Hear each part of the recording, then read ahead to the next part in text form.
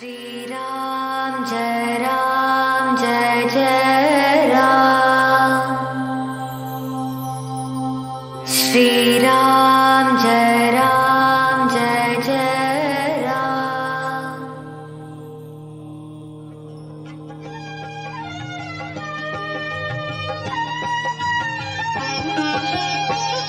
सुकृति संभूतन विमल विभूति मंजुल मंगल मोद प्रसूति जन मन मंजु मुकुर मलहरी किए तिलक गुण गण बस करनी। श्री गुरु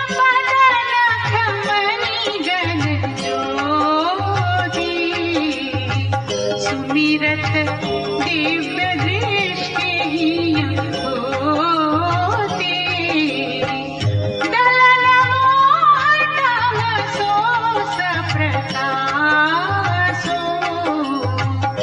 बड़े भाग उरावई जासो।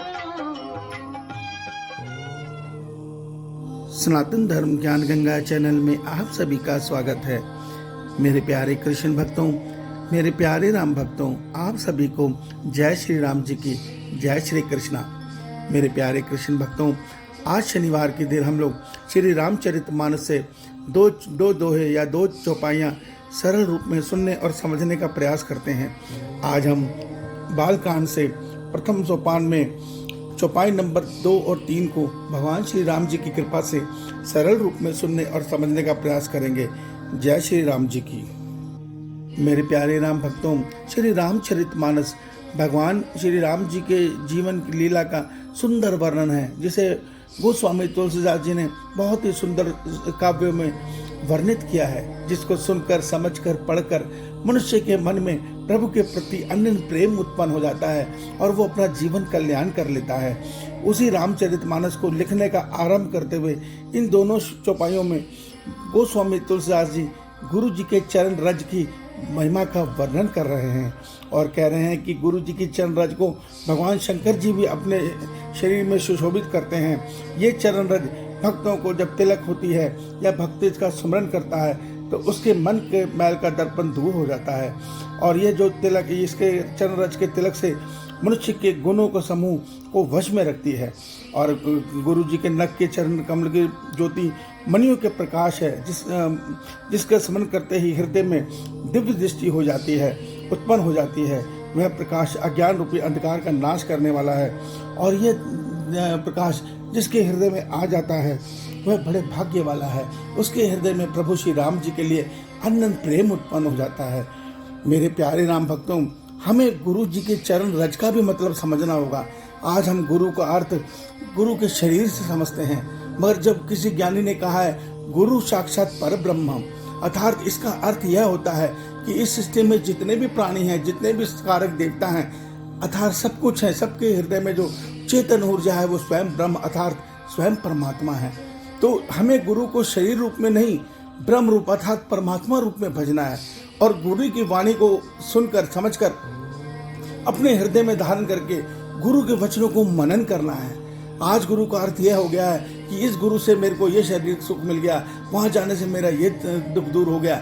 ये सब हमारे मन का ज्ञान है, अज्ञान है। गुरु तो वो है जो हमें परमार्थ का मार्ग अर्थात परमात्मा से मिलन का मार्ग बताते हैं। हमारे इस शरीर के मोह को, संसार के मोह को नष्ट करके हमें अपने परमात्मा से मिलाने का मार्ग बताते हैं। तो गोस्वामी तुलसीदास जी कह रहे हैं कि वो परब्रह्म के रज को भगवान शंकर जी अपने हृदय, अपने शरीर में मलते हैं। इसका अर्थ समझिए कि भगवान शंकर जी ये देख रहे हैं कि इस सृष्टि में परमात्मा के अंदर कुछ भी नहीं है। तो जब कोई मुर्दा जलता है या जब कोई भी भगवान का भक्त वहाँ निकलता है तो उसके जो चरण की रज है उसको वो परमात्मा का प्रसाद मानकर अपने पूरे शरीर में विभूति समझकर रगड़ लेते हैं। यही गोस्वामी तुलसी कहते हैं, उसी गुरु की रज के रज को जब भक्त अपने माथे पे लगा लेता है तो उसके हृदय का ज्ञान नष्ट हो जाता है और उसके मन में जो गुण अवगुण का जो मनुष्य के अंदर विकार है वो सब नष्ट हो जाते हैं और वो परमात्मा के अन्य प्रेम में डूब जाता है। क्यों? क्योंकि गुरु का जो ज्ञान का प्रकाश है वो उसके हृदय में प्रकाशित हो जाता है। तो भगवान गोस्वामी तुलसीदास जी श्री रामचरितमानस की रचना करने से पहले गुरु जी की चरण रज की महिमा का वर्णन कर रहे हैं। आप गुरु को समझिए, गुरु का अर्थ समझिए। गुरु कोई शरीर नहीं, गुरु उस गुरु के अंदर बैठी उनकी आत्मा है। हम उनको मान रहे हैं, वो वचन जो निकल रहे हैं उनके मुख से निकल रहे हैं, उस आत्मा से ही निकल रहे हैं। उसको परमात्मा का आदेश मानकर अपने जीवन में धारण करें और उस पर मनन करें। निश्चित कल्याण होगा, निश्चित कल्याण होगा। इस सत्य को समझिए।